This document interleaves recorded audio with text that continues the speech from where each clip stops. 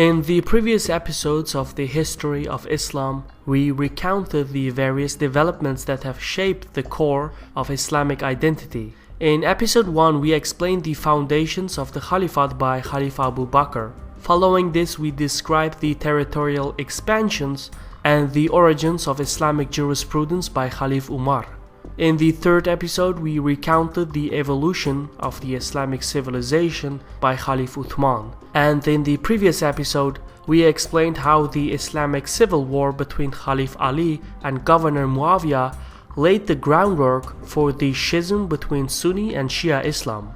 Following Ali's victory in al-Nahrawan against the radical Khawarij group, the latter planned the assassination of the Caliph. 2 years later, a Kharijite follower stabbed Ali with a poisoned dagger. Ali passed away in a few days, but his death left behind a power vacuum and a fragmented state. Welcome to a Caspian Report by me, Shirvan. However, the death of Ali was not to be the end of the Shiites, for Ali also left behind two sons, Hasan and Husayn. Following the death of the fourth Caliph and the first Imam, the partisans of Ali immediately looked to his eldest son, Hassan, as the rightful successor and named him the second Imam. Yet Hassan, exhausted from war and overtaken by grief, argued that taking power now would constitute as a political power grab, which would have disgraced the memory of his father.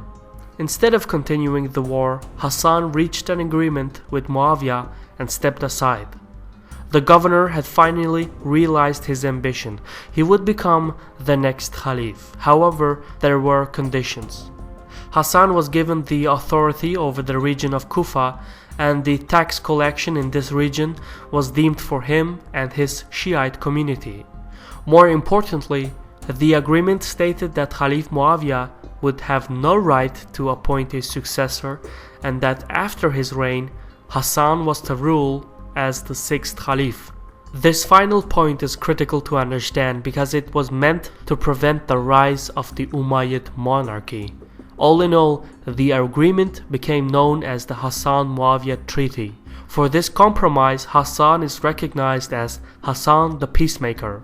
In the year 662, with no other contender left, Muawiyah was crowned as the Caliph in Jerusalem. During the ceremony of his crowning, he held a speech and explained that unlike the previous caliphs, his legacy would be determined not by expanding the foundations of Islamic identity, but by bringing glory and fortune to the Islamic world. The quote reads as the following: "I have desired the way followed by Abu Bakr and Umar, but I was unable to follow it. And so I have followed a course with you which contains fortune and benefits for you despite some bias. So be pleased with what comes to you from me, even if it is little. When good is continuous, even if it is little, it enriches. Discontent makes life grim." Even though the Shiites perceive Muawiyah as a usurper, the new Caliph would continue on to become one of the most accomplished and skillful leaders in history. Once he settled in his office, Muawiyah turned his attention to the Byzantines. He conquered a number of strategic islands in the Mediterranean Sea, thereby securing the long-term naval interests of the Caliphate. Muawiyah kept pushing against the boundaries of the Byzantine Empire with a vengeance. In fact, roughly a decade after taking power in 674, Muawiyah sponsored a siege of Constantinople. Even though the siege against the Byzantine capital failed, it came strikingly close to victory. Throughout his reign, the Caliph sent a number of military expeditions in the Maghreb region and even established military outposts in present-day Tunisia. This further accelerated the colonization efforts in the Iberian coastal towns and would lay the foundations for the military conquest of the Iberian Peninsula in 711. However, Muawiyah also understood that the conquered indigenous Christians would only remain content if they enjoyed religious freedoms. Thus, Muawiyah continued the policy set by Umar.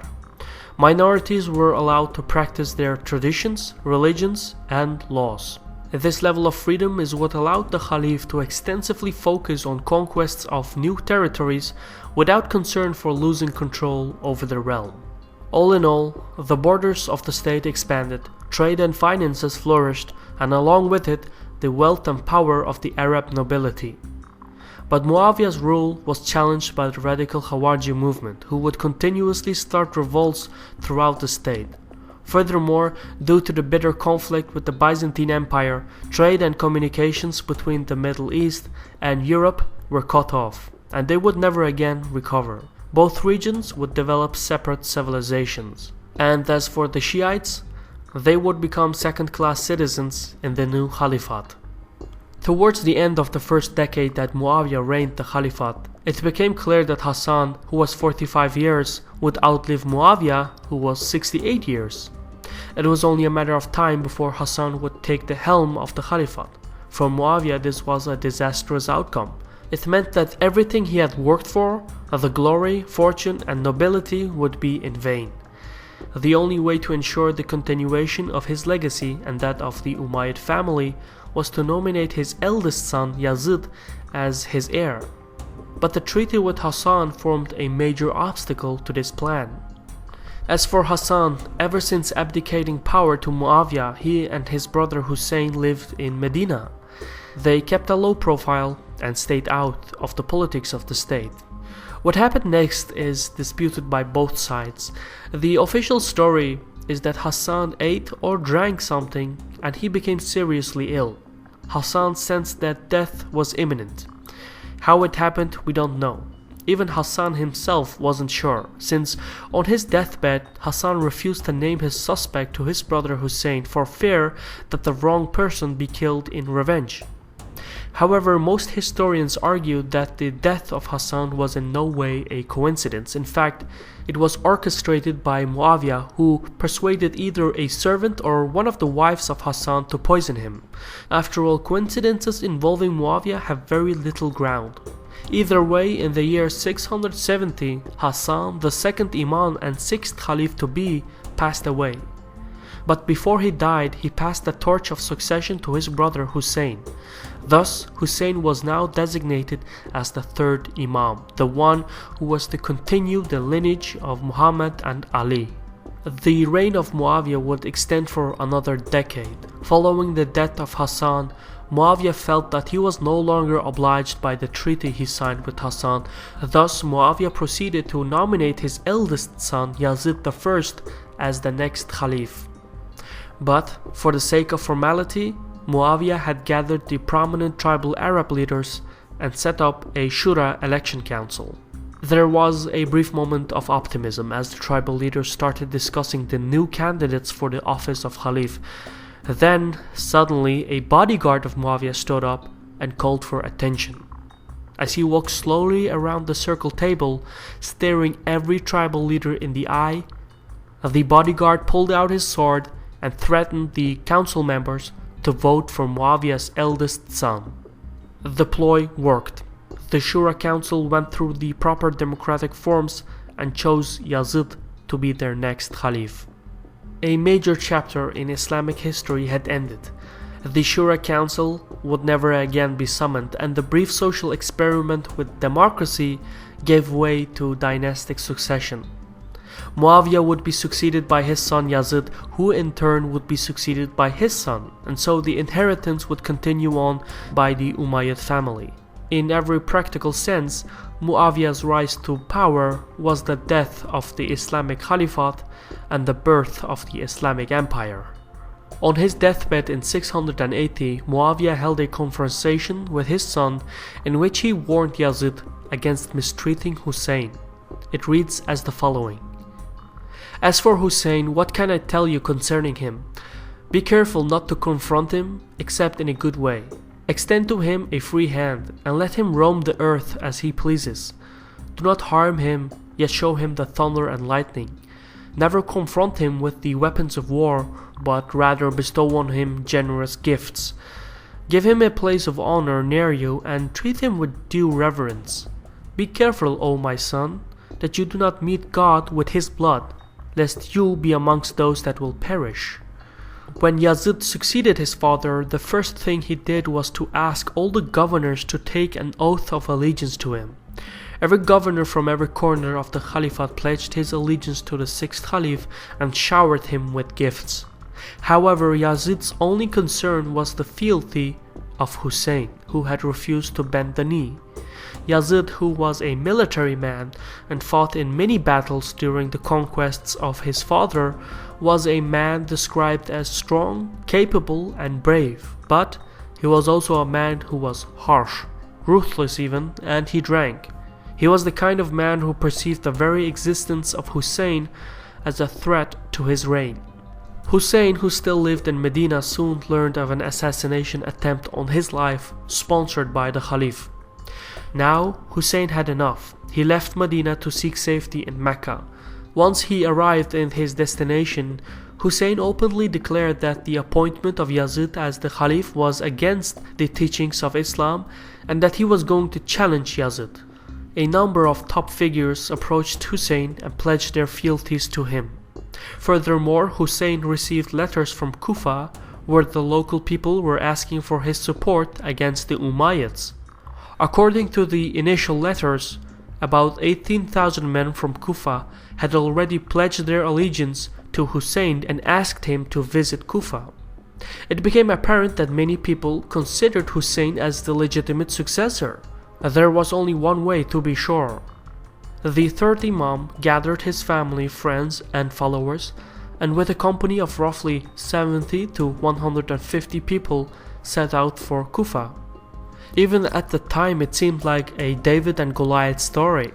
Husayn, who had no troops, set out on a quest to overthrow the mighty tyrant.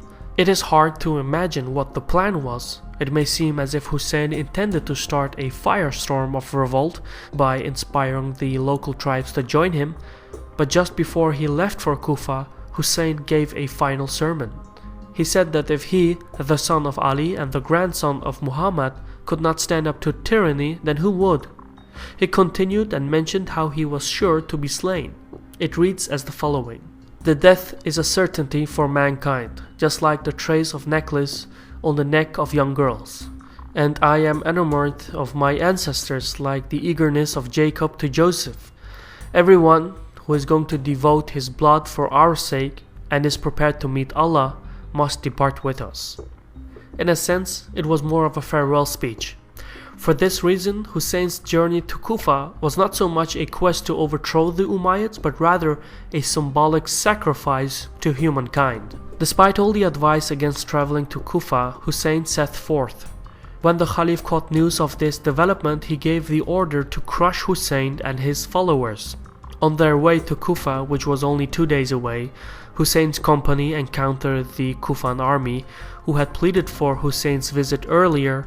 Now, however, they had changed their allegiances and opposed Husayn.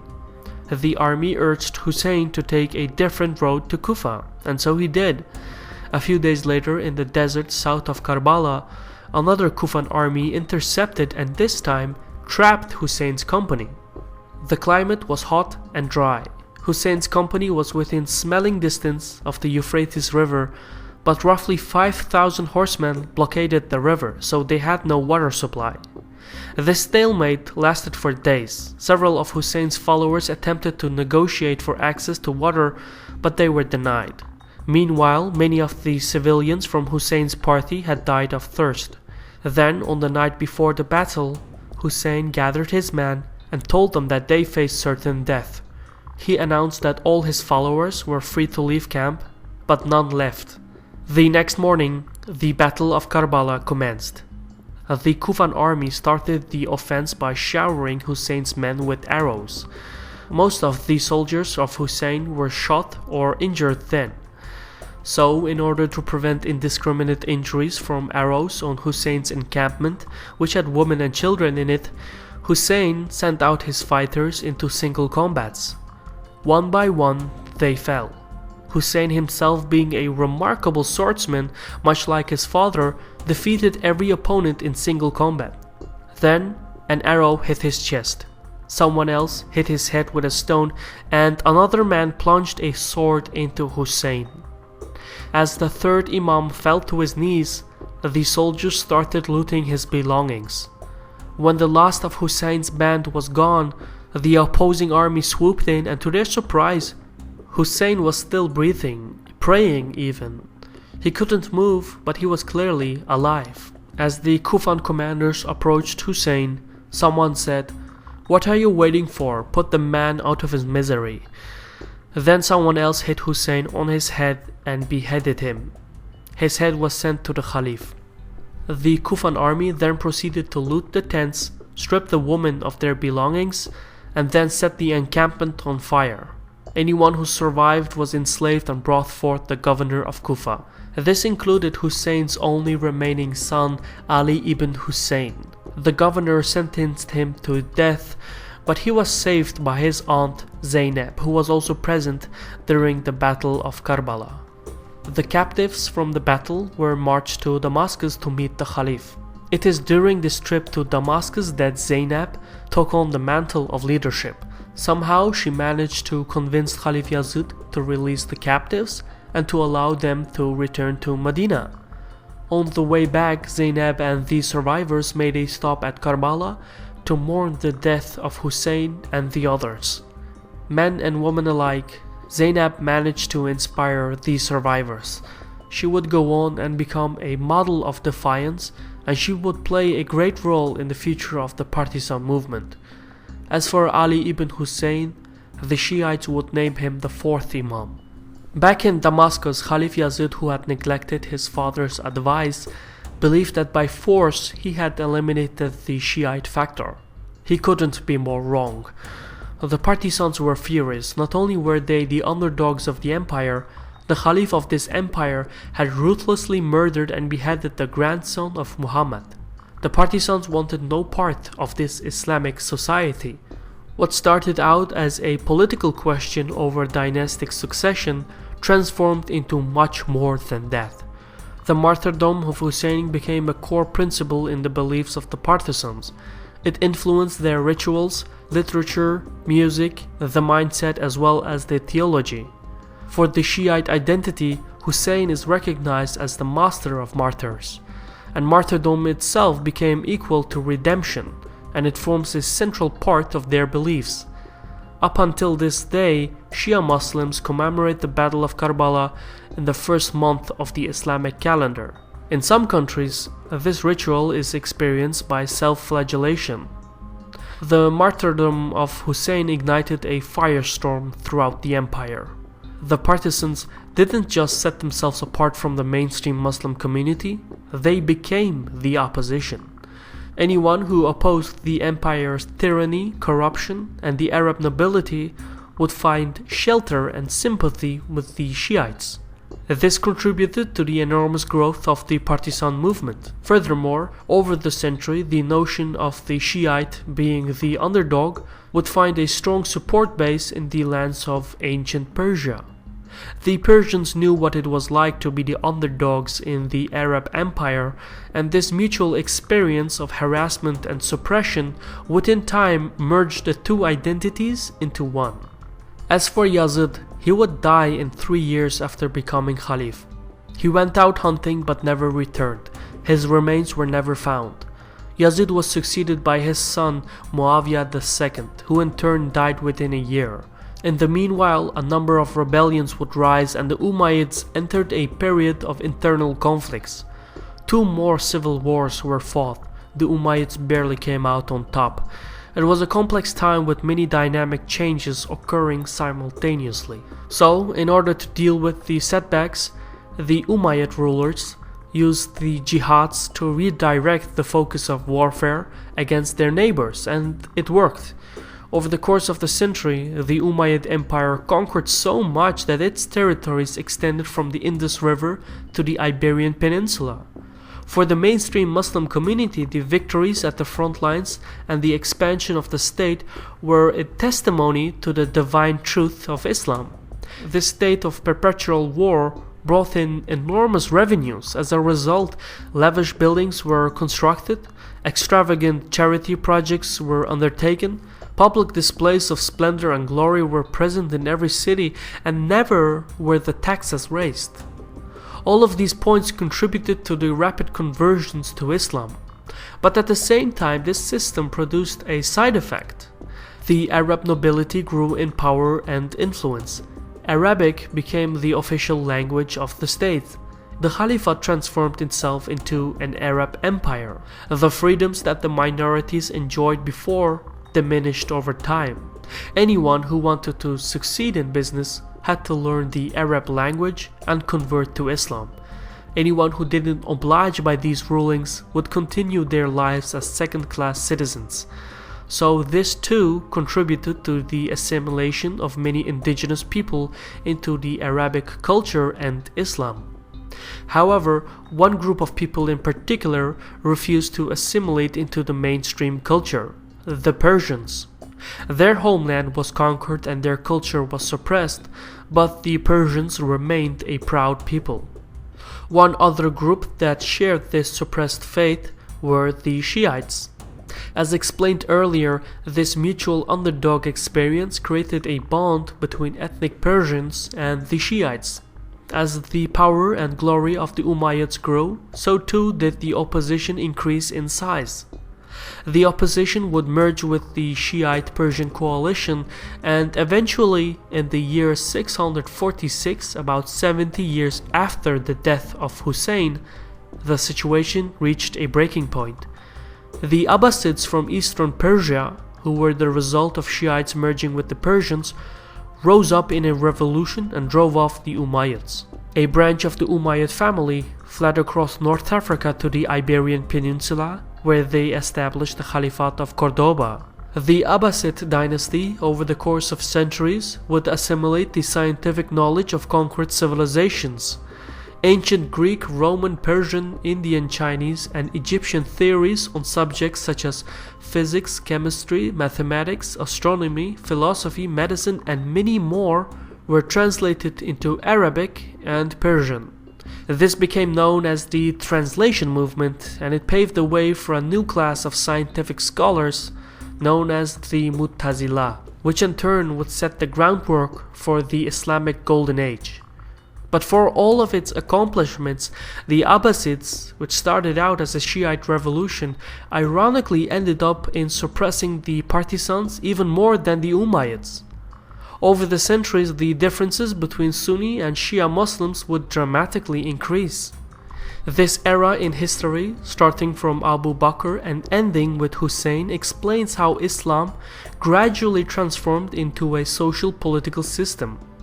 We can trace back the origins of Islamic jurisprudence, the rise of radical Islamic groups, and the role of women to this era in history. And unfortunately, some of the good Islamic ideas regressed over the centuries. For example, multiculturalism and tolerance for outsiders, the concept of a welfare state, and the election committee, which gives a democratic foundation to Islamic culture. In essence, this chronicle of human drama forms a central part of understanding the mindsets and identities of Sunni and Shia Muslims. In a way, both sides lost. The democratic essence of the Caliphate paved way for Muslim dynasties, and the lineage of Muhammad was lost after the 11th Imam. Neither side obtained what they had aspired for. Instead, both communities became targets for politically motivated goals. This was a Caspian Report by me, Shirvan. Thank you for bearing with me through these 5 long episodes. I hope it has been interesting as well as educational. I also want to express my gratitude to the following people for their contributions on Patreon. And if you would like to support Caspian Report in producing more original content like this, please visit our Patreon page in the description. For now, thank you for watching, take care, and Sawal.